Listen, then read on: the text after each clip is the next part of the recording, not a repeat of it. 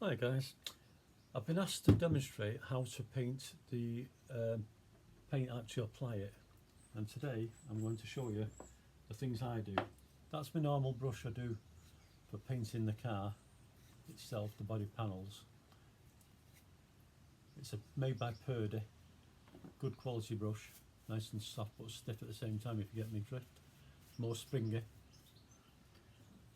That's a tipping brush.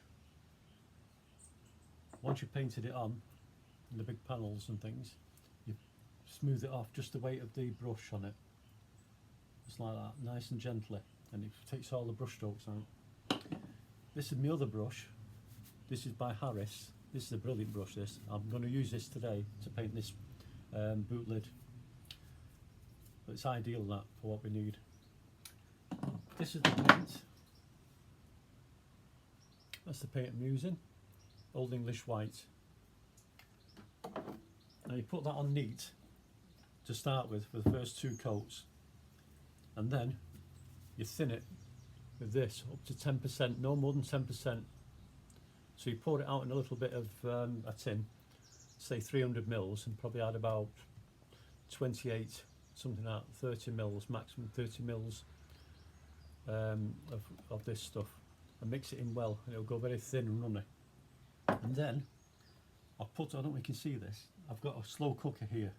You can just out of camera I think, but I've got a tin in it, an old tin that I've used up from the original paint, and I've poured it in, and I'll just show you what it looks like when it's mixed.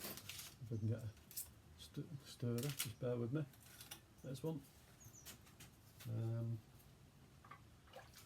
It's boiling water in there. I poured in originally, and then I've just left it on hot, and it looks like that, very runny. So you've got to be very careful what you're doing, because otherwise you get runs everywhere. Wipe off the bottom of the tin from water, from the bottom of the slow cooker. I'm just going to use solely this brush today. So I'll just show you now. You dip it in, and you start at the edge, wiping it on. Sorry about the camera shake, it's the lid moving, hang on. Might be better that way. I'll hold it if I can. That's better. Brush it on. Nice and quick. You've got to be fairly quick. You've got to keep a wet edge.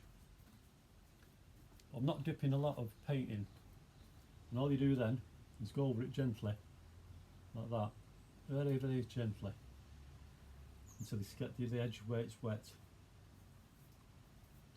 and then carry on. A bit more paint. Go overlapping where you've just been. You don't have to worry about runs even, because if you want to build up the layers like I've been doing, the runs don't really matter as long as it's not running everywhere. The odd run here and there is not so bad, because you can rub it back and you put the next layer on. And that, you can see it, but you can't see it really in there because I've got the lights on it actually. But I'm just running it across now.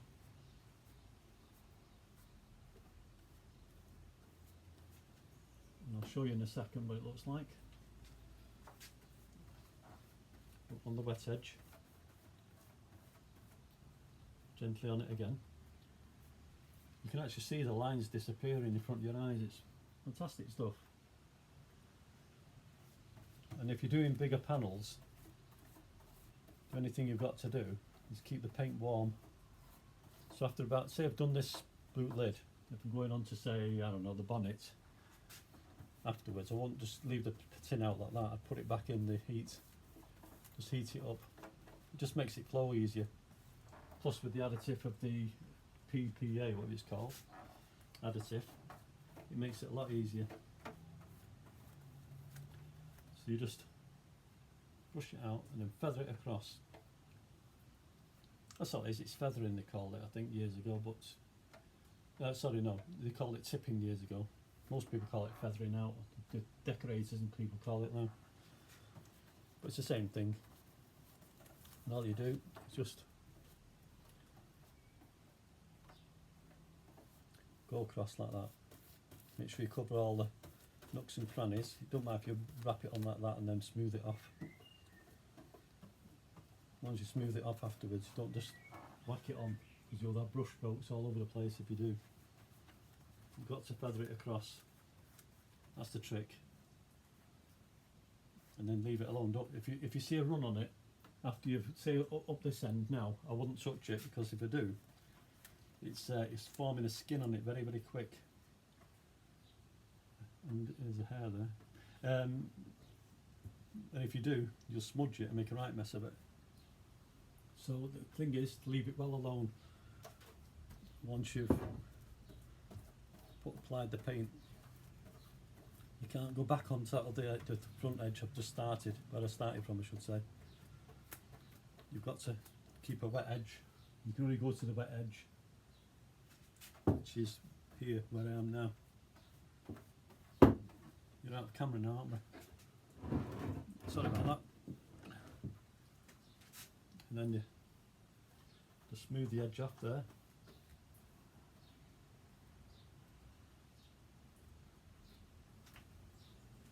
Missed a little bit there. Once you spot it before you call it a day, it's not so bad. Otherwise you'll be kicking yourself later when you've missed a bit. I've got lights on here so you can see what I'm doing, but I've got hair there come out of the brush, which is unusual. They don't normally come out of this brush, but hey.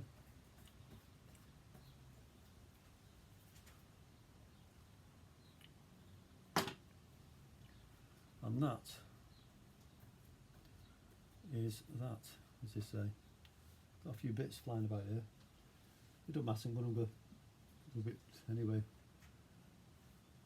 Going to smooth it. That'll flatten off that.